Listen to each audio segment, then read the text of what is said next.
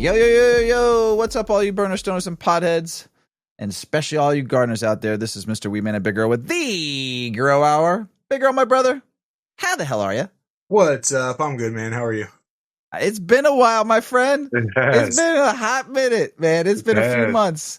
And even though you and I talk consistently, we just haven't had a chance to get a show together. A lot of shit's been going on, and we could talk about it another time. But it's good to see you, my friend. And I'm so stoked to do this show. But first, let's sesh up, man. Yeah, let's sesh up. I am smoking the Seattle Chronic, bred by our friend Seattle Seed Chronic, grown by you, my friend. And this fucking strain, I tell you what, it does the body good. Yeah. It is. I was lucky enough to get a couple of his plants, and they're all really, really good. Seattle Chronic, baby. Seed Chronic. I appreciate this strain. I wish I can get more. This is, I mean, the smell, the taste. Oh, that was a good one. The high, though, it's all from the neck down. It makes the back pain go away. It makes life feel very nice. Yeah. What are you smoking on, my friend?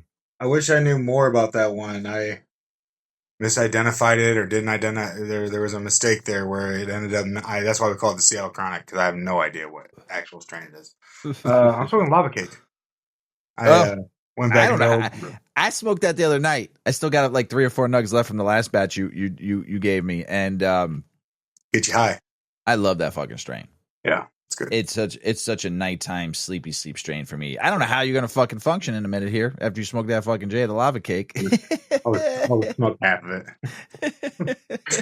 But it is a very like heady, in your face high. Not like small yields, but small flowers. Super resinous, super sticky, super everything you love. Lots of color, lots of lots of beautifulness in that Lava Cake. It is. I mean, like I said, I've been sparingly using that now since I only have a few nugs left. But every time you have it on the menu, I ask you to bring me some of that, because it's one of my favorite nighttime sleep strains. And when you told me you were growing, I said, "Oh my god, I haven't had Lava Cake in a few years. That is one of my faves." And you delivered, and it is a fucking amazing strain.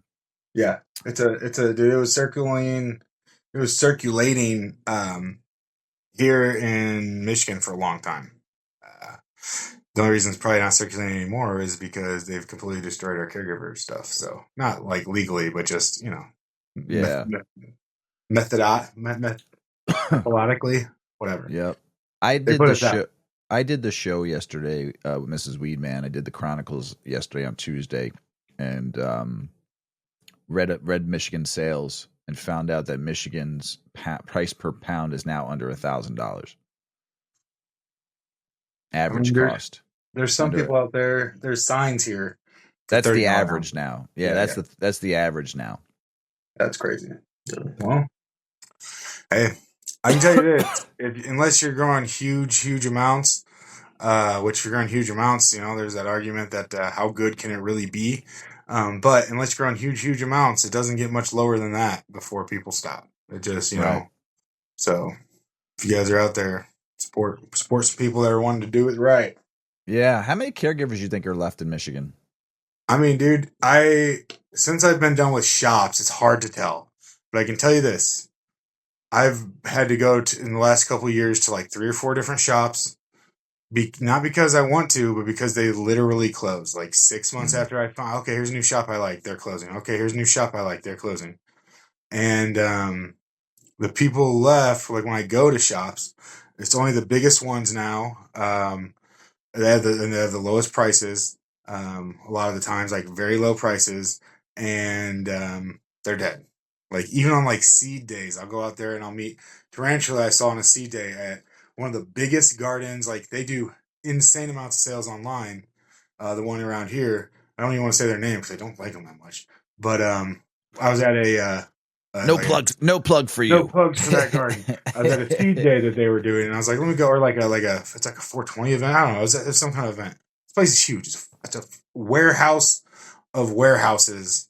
Like if the place is huge, and the shopping area for people is very small. But maybe 20 people there. Like just such a weird vibe almost. Like it's just not what it was, man.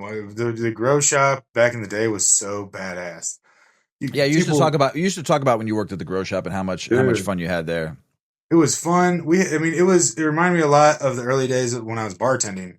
It was literally like Cheers. We would have people come in almost every day, not buy shit, and just talk to us for a while. Some of those people didn't even smoke. It was, I'm growing for my wife, or I'm growing for whatever. My husband needs it, but he can't grow, and they just needed information. Right. Every single person there grew. Every single person there grew for a very long time, uh, and everyone grew a little differently. And if you didn't have a solution, somebody had more than one. Right. Um, and that has been lost a lot, and it's really caused a really huge decline in our community's knowledge. Not only that, but now I think we've talked about this, but now this other industry, the other side of this industry, the legal side of this industry with the tens of thousands of employees, they're the majority. So when we get into this, like a lot of stuff me and you talk about isn't maybe popular sometimes, isn't maybe thought to even be right sometimes. But a lot of this comes from this other side of the industry who just they get lied to. And so like we were talking about remediation, Mm-hmm. oh, remediated, it's this and that. And like we all know what garbage remediation is. But if you talk to somebody in a garden who's doing that, oh no, it keeps it safe, it's this, it does that. Or you're like, it's just like, and that's a small example of so many things. Um, and today we're kind of talking about the other side of one of those things, honestly. Because a lot of Yes. people, like some people do use some of this, what we're going to be talking about in those types of industries, but a lot of people don't because it's a little more expensive and it takes you being on the ball a little bit more. And this is what we're going to be talking about today. This is all Big Earl. I'm just going to get to sit here, get stoned some more, and ask a couple of fucking questions. So it's just great. But organic IPM, using fungus and bacteria in your IPM. Yeah. So, and I'm pretty baked because, dude, I told you what, man, that's Seattle Chronic.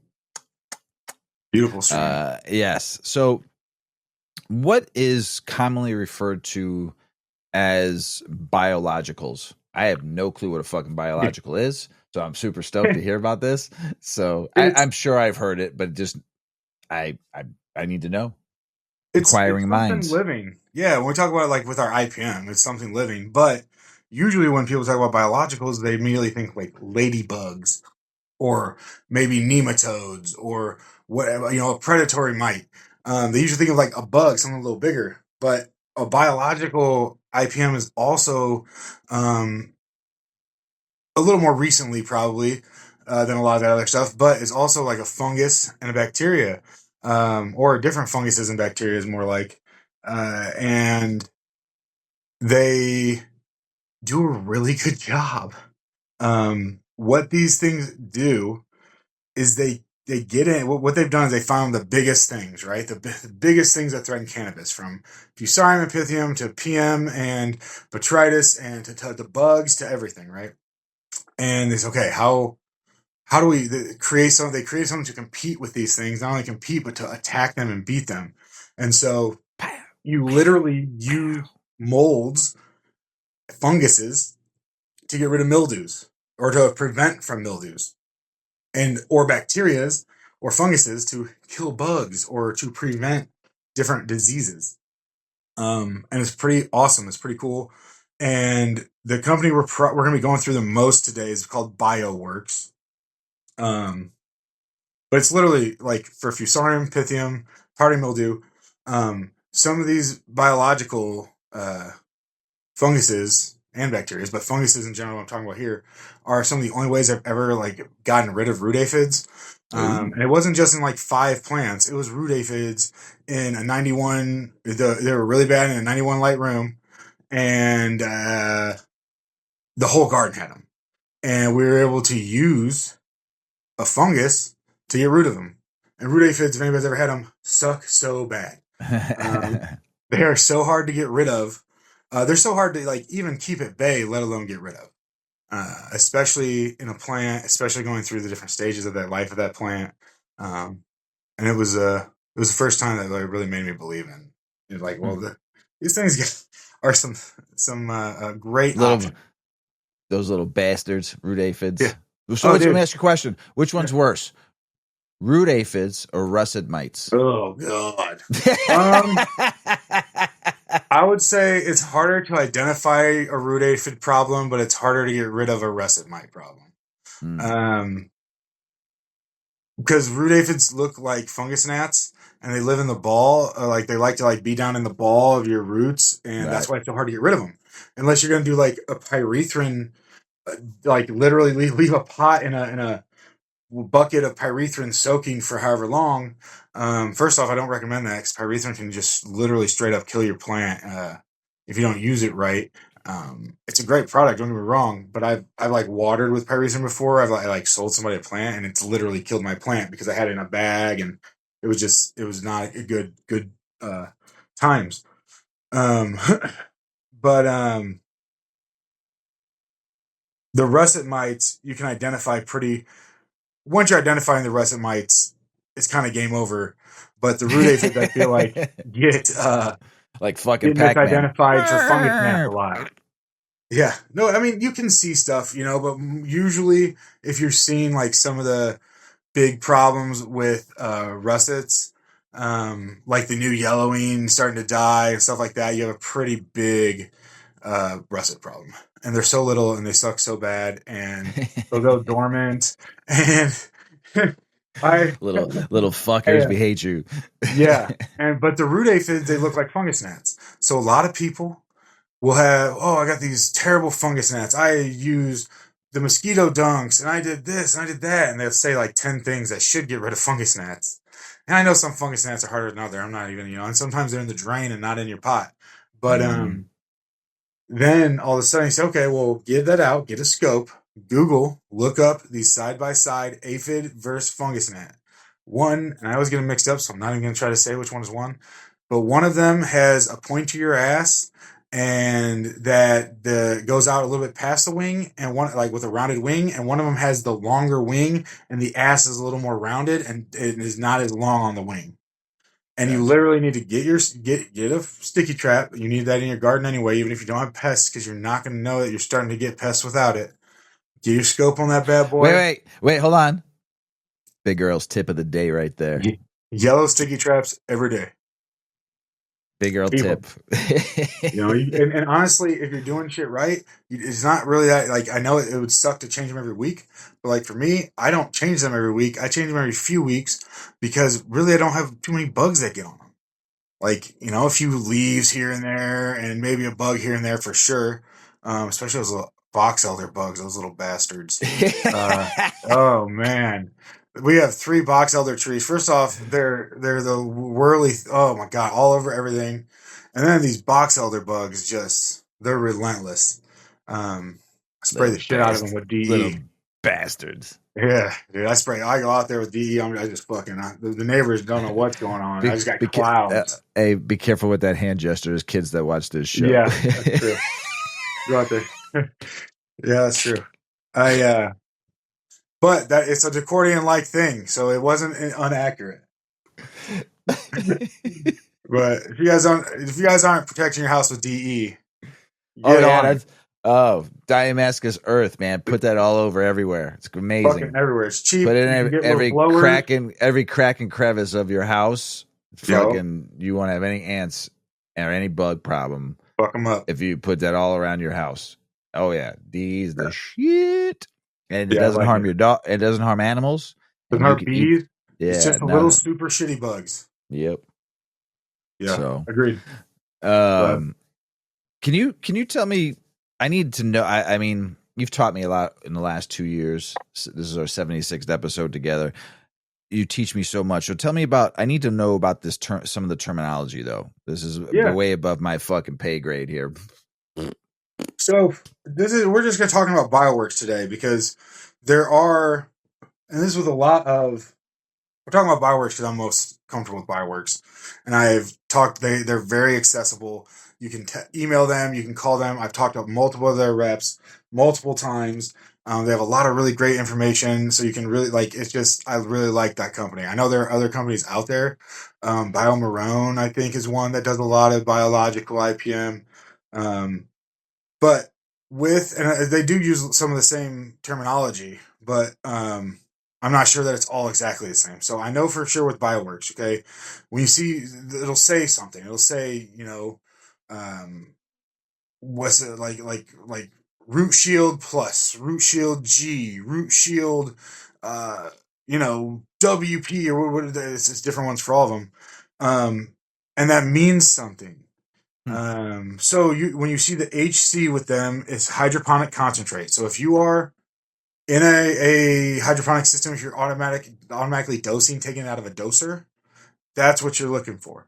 That's just that way you can, hey, yeah, I'm running my IPM this way. Some states it's a little bit more complicated than that, but it automatically doses for you, and it's this is a concentration made to be run with those dosages. The SP is soluble powder. It's kind of like the WP, which we'll talk about next, but the soluble powder dissolved, where the WP wettable powder that does not dissolve. That like stays in the water. You have to like constantly agitate it. Um, so it stays suspended. It stays suspended, and so I mean, if you don't agitate it for a second, you're cool. But like you want to like Beat DE. the shit out of it. Beat the DE, if you shit out of spray it. DE, I say so many times, 50 grams per gallon. If you don't have a puffer or you're inside or something, spray that shit. Put a little soap in there, drop down the water tension, get those small ass little droplets. You're gonna love it. SP and WP, the soluble powder, wettable powder. Soluble means it just completely dissolves. Wettable means you need some agitation. HB, which I actually had to look like I never used HB before. It's high biocontrol. Just means it has a very high percent of microorganisms or biocontrols in it. G is granules. Granules are typically better like to put in your soil.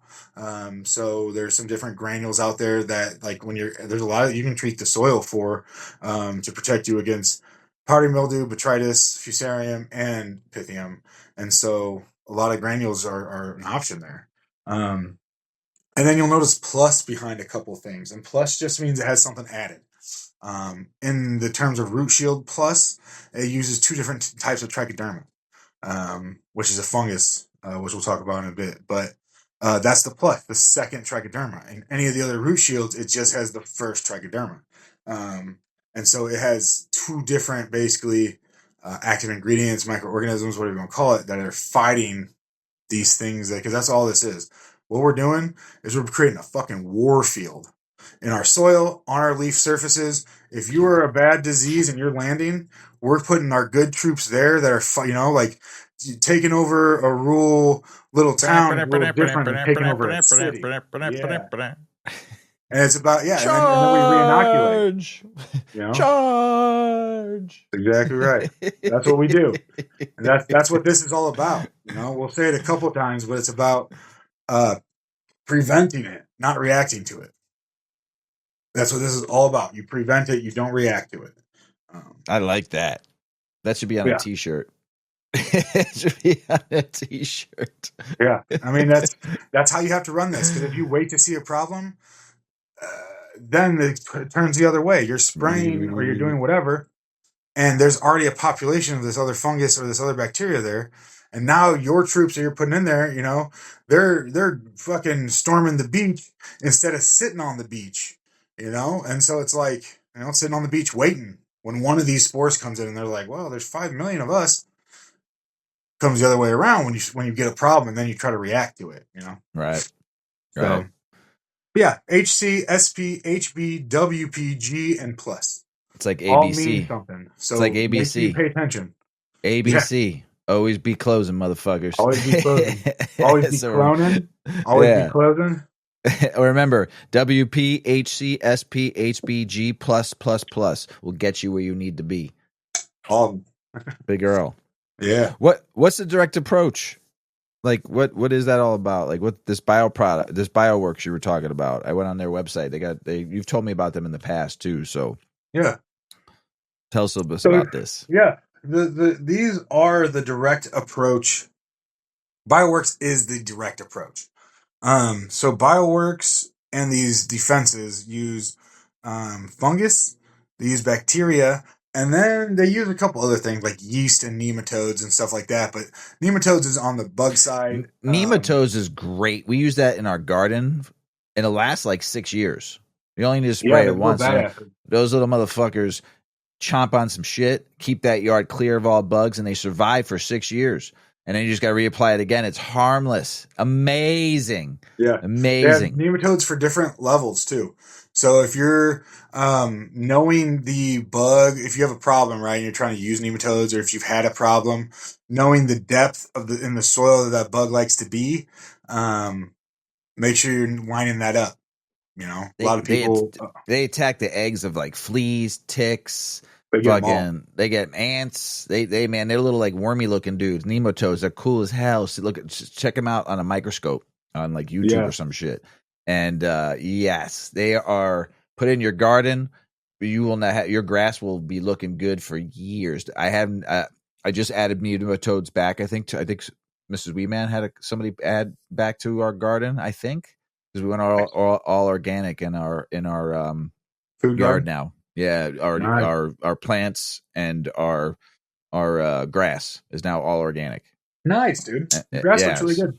Yeah, it's. I just need to fill in some gaps because the last 2 years I didn't add the nematodes, and there were certain things I didn't do in my grass, and these lawn guys kind of killed my grass, and I got now patches. Now I'm fixing. And if you want to learn, I learned something, Earl. I'm kind of researching how to fix grass, not the one Nice. you smoke, but I Uh, watched. I like TikTok. It's the only social media I have left because they banned me from everywhere else. So yeah, I watch TikTok videos a lot, and I like hit research certain things. And if you use TikTok right, it's fucking great. And I learned how to fix my grass organically without nice. like destroying anything else, removing what I got, Do you really rebuilding like what I some lime? have. So basically, you take peat moss and That's whatever nice. seed of grass that you want, and you put a layer of peat moss, a little spray of some water, sprinkle seed on that, peat moss, uh, seed, peat moss seed, peat moss seed, peat moss seed. So you get it up to the top of the Oh, bucket. lasagna. Let it sit for, yes, a little fucking peat moss lasagna and seed. Let it sit for 3 days to germinate. And then you take a spackle. So I get the spackle, the fucking concoction on the spots that your grass isn't growing anymore or something Worked real happened. well. I just put it on today. So it's been sitting for 3 days. So this is something I learned. I hope it works. I put it in one little area to try it out.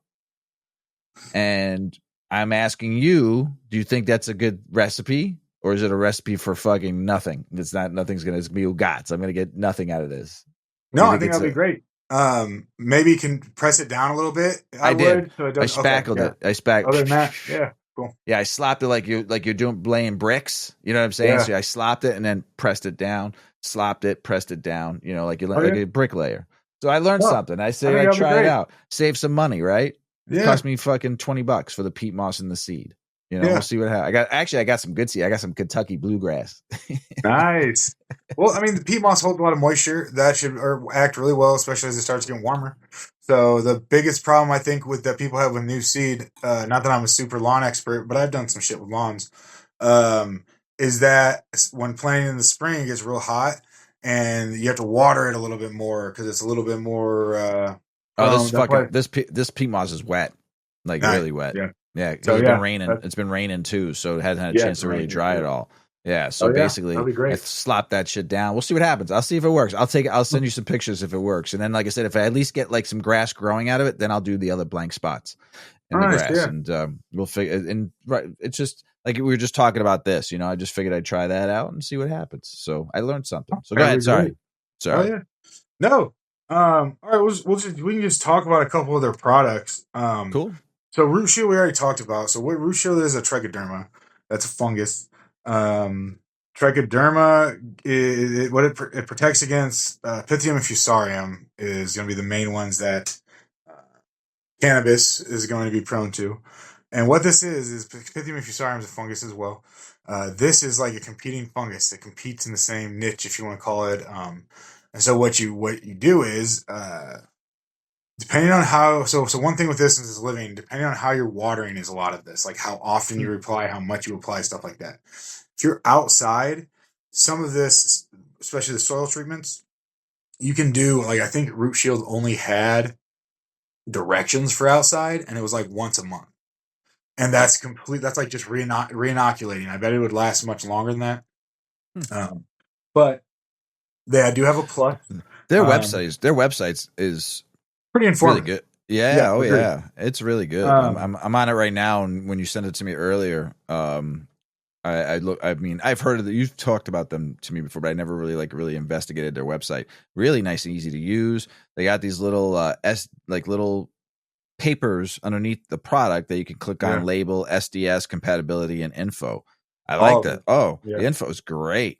It's like it's dude. real simple. It's two pages for one I clicked on the and it just gives you what it does. It's fucking great. Nice job.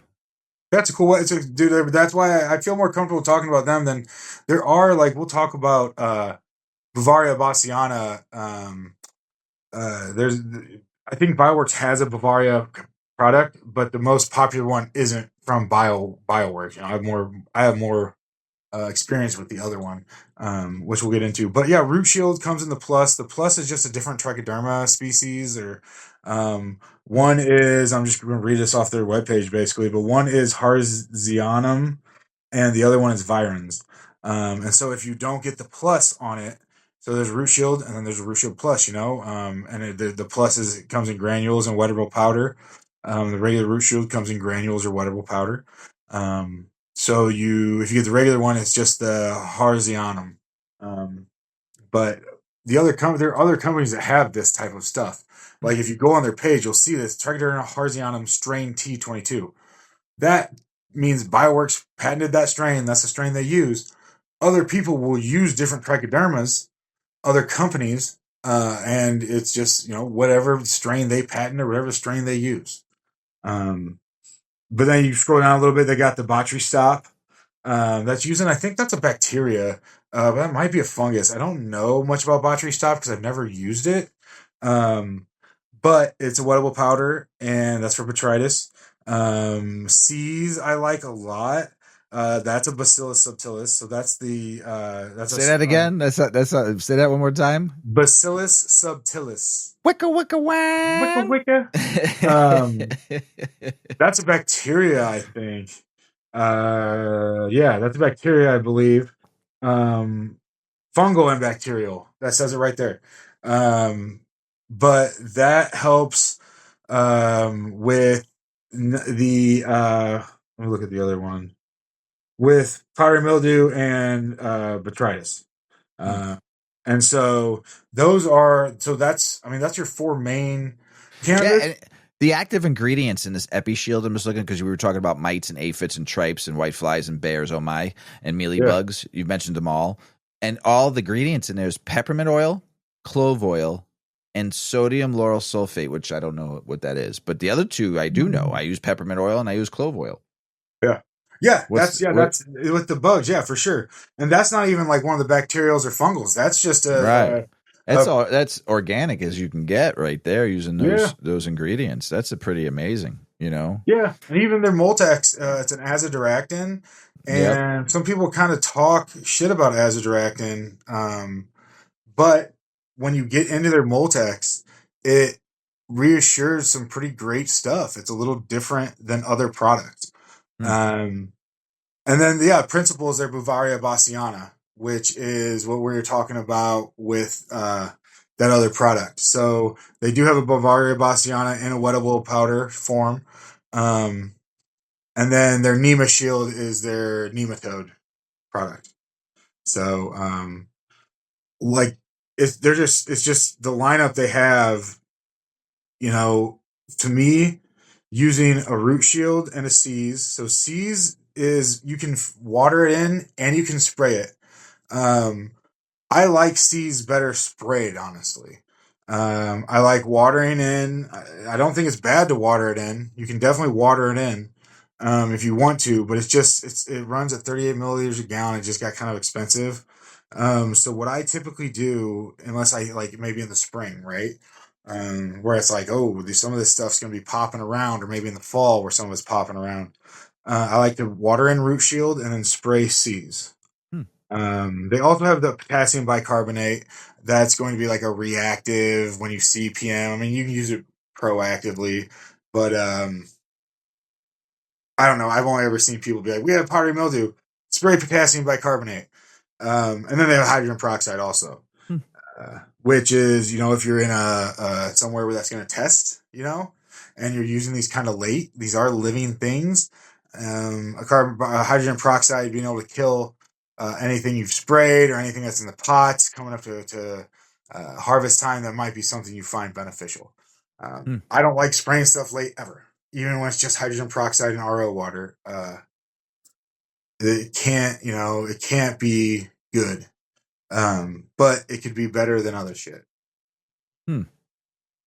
I like and looking at their website too. They are internationally. I see here the United States, Canada, Mexico, and international. That's pretty cool. I would check this Yeah. website out, everybody. They're not And sponsoring. They're not a sponsor of the show. We don't get any plugs, nothing, no shit like yeah, that. Big Earl has talked about this website to me before, and I've gone on, not really investigated, but just looked at it for a minute. When he was talking, I'm looking at it all. I would just to check out the website. I mean, it's pretty dope. It's pretty self-explanatory, and those charts and the little PDFs they bring up if you click on the chart. I'm a look dumbass. well. So I need more splaining than most people. So and that actually, I read that. I was like, oh, I get this. It's Yeah, self-explanatory. So, pretty good. it really Thanks, is. Big Earl. And not long ago, and by not long ago, it might have been a few years ago, but they bought Sufoil X, which we've talked about. And I really like the mineral oil. Um, Again, not a biological, but super great product. It's if you're trying to contact kill something, Sulfoil X leaves almost nothing behind. As far as how late in the flower you can spray it or should spray it, I do not know. But I know, like with veggies and shit and our outdoor hemp, we use a lot of stuff, like all through veg. Once or twice a week we use Sulfoil X, because outside it's no joke. You can't, so you get the dusk or the dawn when those nasty bugs are most active. You give those little bad boys a spray. So focus under the leaves. Boom. And they Nice. also have badass sticky cards, dude. They're not the big nasty sticky ones. They're like thin, and like their sticky cards are even superior. So yeah, great Bioworks. Great company. Sweet. What what's the not so direct IPM? So really, shortest answer to that is everything. Um but like, I think the biggest overlooked anything, one of the biggest reasons the watering has to be so perfect, and you can grow a plant without it being that way, but a happy plant is like everything. Bugs can literally smell out a stressed plant, and those stressed plants, their cell walls are not as thick and not as strong, and they can't defend themselves. It's just like with a person. When you're sick, and then when you got the flu, and then somebody gives you COVID, well, it's like fuck, like. Right. But yeah, having happy plants, just getting things down, keeping it in the VPD, measuring that stuff. You don't have to buy these different things like a par meter, but at least look at the charts of the lights you have, and see what they're saying, and keeping this plant as happy as possible. Yeah. Knowing your stressors, that's a big one. Saying, okay, I can grow this completely perfectly, but I want to stress it in this way a little bit and that way a little bit. Um, Silicas are great. Silica strengthens the cell walls. Diatomaceous earth is very high in silica. Now, there's thoughts out there that or that it won't break down in a grow season to be able to be as usable to the plant. But either way, bugs hate it. Top dress breaks down a little bit, and you're top dressing with a bunch. You're still getting some silica. Hmm. Um, Insect frass. Insect frass is basically shells of bugs. It makes your plant think it has a bug problem, Hmm. and so it boosts up its immune system. Damn. Yeah, and so you Can humans eat that? Because I love boosting up my immune system as much as possible. I ain't getting any younger. You know what I'm saying? So here's how crazy it would be. Maybe experiment. You don't want to eat it, but so what's crazy is the plant, these shells of these insects, when they start breaking down into the soil, I think it's called chitin or chitin. Man, I'm having a brain fart on that. But when it starts breaking down in the soil, the bug reads something, or the plant reads something, and literally thinks it has a bug problem. And it says, "Holy shit, we need to defend ourselves," but it doesn't. So you're just boosting your defense, but it is a slight stressor. Hmm. If your lights are too heavy, a slight stressor. If you're feeding over a 2 point, I mean, if you have a salt buildup, a slight stressor. Like, it's okay to have a salt buildup. Know what it is. Know where it's at. Like, I run a 1.8 to a 2.2, 2.3 EC. A lot of people run way higher than that get some of the different weights that we want and talk about. But I play my salt buildup. I read my pots, and it tells me, hey, bro, maybe one of the feeders got clogged. I got 4 feeders in most of my pots. Maybe one of the feeders got clogged. All of a sudden, what I thought was going to be a 15-20% runoff is a 5% runoff or something, or no runoff, and I don't realize it. Well, if I'm reading my pots, I can catch it. I can say, okay, and more importantly, I know, hey, this plant is looking so beautiful. So I'm going to run a little bit of a heavier EC. I'm going to run a little bit of heavier this, or hey, this plant, got dry week 4. I'm not stressing it anymore. I'm running the perfect everything in here. I'm going to play it a little light on it. But that happy plant. Um, Other funguses and bacteria that we didn't talk about. Just having organics and having the funguses and bacteria in the organics. It's just things in areas. It's harder to take over a city than we already talked about, like than a small town, because there's so many people in the city, and so it's like same difference. If your soil is super active and there's tons of bacteria and funguses in there, when a bad bacteria and fungus lands in that soil, it's going to be way harder for it to produce more or affect the plant, because those other ones are there, mycorrhizae and different stuff surround the roots. They're in the area. Like, it's Hmm. harder to be there and to reproduce for them. Proper airflow. My God, we talk about That's it so Big much. Earl's number one right there. Proper airflow, Proper everybody. airflow. I knew it had It's to come up so sometime important. today. Yeah, We it is. It is though. Like, so you have. I really am a big fan of inline fans, not barrel, but I forget what they call the, like, centrifugal or something. The fans that blow straight. If you have a barrel fan, that fan is not blowing air straight out. It's pushing air to the side. If you're blowing that up, it's creating a mushroom effect. So you're not really like moving air that much. But like Max fans have some great ones. I mean, there's a lot of other great ones, but most of mine are Max. They're quiet. They're slightly expensive, but I like to move air around everything a lot. In doing that, it moves over the plant at least a little. And you don't want to like blast the plant with air, but the reasoning for this is, when I'm moving it around a lot, if a bug gets into my room, it might fly right into that pad and just get blasted against the wall, or just get blown so hard in the like, it just doesn't. It creates a barrier, and just an extra barrier to have to get through. And so if you're doing that around everything, or if you're at least like getting under your canopy and over your canopy, a bug comes in, goes to land on your flower, gets hit with this rotating fan, and it pushes against the wall, or pushes it on its back against the flower, so it dies instead of just being alive and being able to land wherever it wants. And just, not having airflow is the death of you. We're going to talk about VPD and honest and top dresses. Diatomaceous earth and sulfur. Sulfur is such a badass to top dress. You can get the cheap ass sulfur, mixed with like going back and forth with DE is so badass. It's good for not only bug prevention, but flavor and cell, like thickening the silica. For your plants, thickening cell walls, and like DE and you just put sulfur. that. Do you mix that? Do you just put that right on top? Yeah, You just top you dressing it. top dress it. I That's take it. a fucking Back spoon. and forth, and My just. wife just had to go buy a bunch of spoons. She goes, "Where's going on with the spoons?" It's like, I take a spoon. I forget it around places sometimes, and then I find like 6 of them, No, and she doesn't really. want them. After Yeah, after like your third joint of the day, I'd forget. I yeah. leave shit around too. Where the hell's that spoon? Where's my sulfur spoon at? I just gotta go grab another one. I take a spoon and I literally just sprinkle it on the top, and I do that. I do it every other week.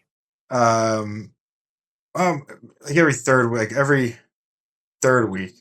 But so it's like 3 times usually in a plant's life.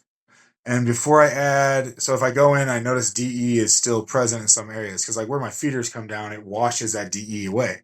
Then I will hand feed and I'll try to rush that in a little bit, and then I go with sulfur. And then I do the same thing with sulfur. If I notice some of it like caked up or did this or that, I try to hand water to get that broken up, and then I go over the top of it with DE.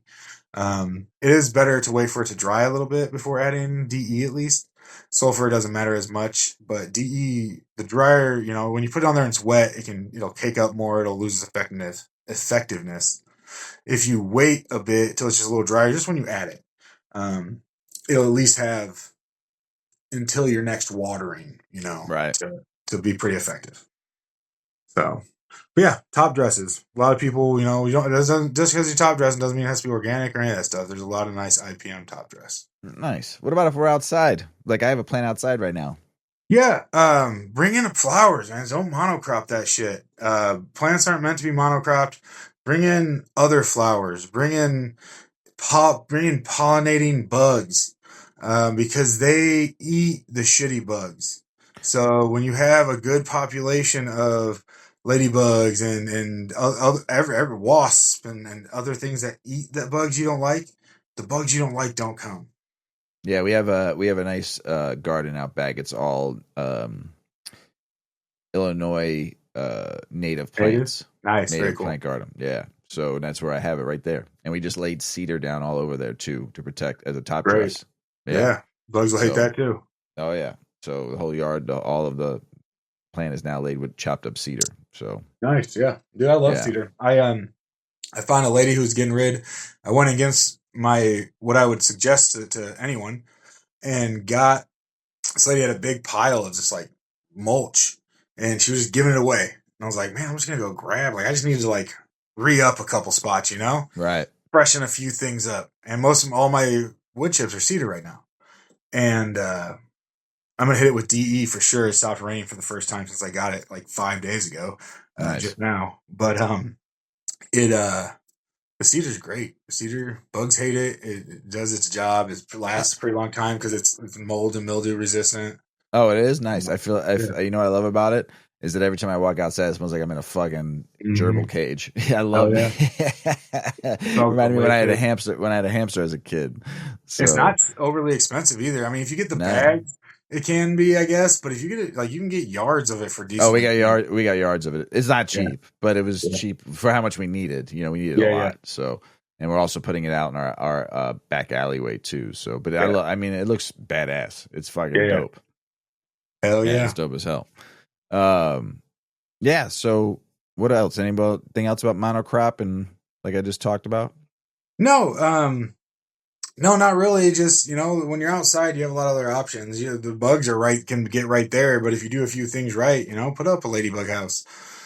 Research what the bugs you want to bring in, know your area a little bit. If you get a problem every year, research, best bugs for that area, how to draw them in, how to do this and that. Praying Um, mantis. Got to get the praying yeah. mantis. And, you know, a, a lot of the industry doesn't do things so organically, so biologically, because reactive is cheaper. On the front end, on the back end, I'd have to argue it's usually probably way more expensive. But on the front end, instead of running all these products we're talking about and saying, well, we don't see a problem, or we haven't seen a problem for 5 years, or whatever, most very large gardens wait to react. Um, but when you're trying to use these biologicals, they will not work for you that way. You might be able to control a problem. You might be able to help yourself with them, but you really need to have an established, you know, network already there of these funguses and bacteria that you're using. And when you have the problem, you try to bring them in. You're fighting a losing battle there. So just be on top. If you're going to go this way, be preventative, proactive, not reactive, and yeah, just like I said, do it preventatively. Don't not spray it next week because you haven't seen a bug. Use There it it. is. Put down on your calendar. Hey, it'll tell you on there. Spray every 3 to 10 days. Spray every 7 to 14 days. Use this amount. You don't see any bugs? Cool. Spray the very lowest amount on the longest days. It says 7 to 14 days, 3 to 8 milliliters per gallon. Cool. 3 milliliters every 14 days. Boom. But just make sure you do it. And if you're not, I mean, it's what it is. There's plenty of ways to protect your plant. This I is like just I like the proactive, not reactive line at the end there. this is necessary. It's necessary for a lot of things in life. It's great. You know, Need to put proactive on the front, not reactive on the back. So people see it on the front and the back. I love that fucking line. Proactive, not reactive. Remember that, everybody. Big Earl, tell us a little bit about Generation Zero, will you please? Yeah. We've been having fun at Generation Zero. You know, we've been just continuing to clean plants. We got a lot of our newer stuff coming down soon, so we can have tests on it. We're doing some different collaborations with some different people, and a lot of this stuff takes a long time, you know, and but we're going to be having some really fun stuff soon. We have clones almost always, especially if Generation 2s are cool. Generation Zeros sometimes take us a little bit of time to get to you, rooted, but we have a pretty decent library, and pretty soon we're going to have a lot of stuff tested. Nice. Some old school stuff, some new school stuff, cup winners, these, that's. You know, a lot of it just takes a long time, man. When like a real meristem, you're talking 9 to 12 months to come back. So wow. We're trying to do most of our work from meristem now through some of the trials and tribulations. You know, we won't even do at the lab at Deep Roots. We won't even do regular nodal cultures. Just too much can get through. We put the whole library at risk if we don't take it down to a meristem. Wow. So, or at least a microculture, which is what most people call a meristem. But almost the whole industry does it wrong. So that's not me being an asshole. That's almost the whole industry will sit there. If you can see it, it is not a meristem. It's really hard to do a meristem. You can literally smash it with the sharp side of the scalpel. So it's really hard to do a meristem. Most people out there selling meristems are not doing it correctly. I've seen maybe 2 people where it was like when they showed it, it was like, oh shit, it's a speck on the tip of a scalpel. If it's bigger than that, it can be considered microculture for sure. But it's not a true meristem if you have any of the leaves on it or anything at all going down. Wow. So that's cool. Little disclaimer. Right. But yeah, man, we're having a lot of fun there. We're doing a lot of different stuff, honestly, and new stuff. There's a lot of research now that's out there that kind of helps guide this and that, and trying a lot of different stuff and different ways of all kinds of stuff. So we haven't been super active, but we've been building, like in the community at least, but we've been building and just kind of getting our foundation correct.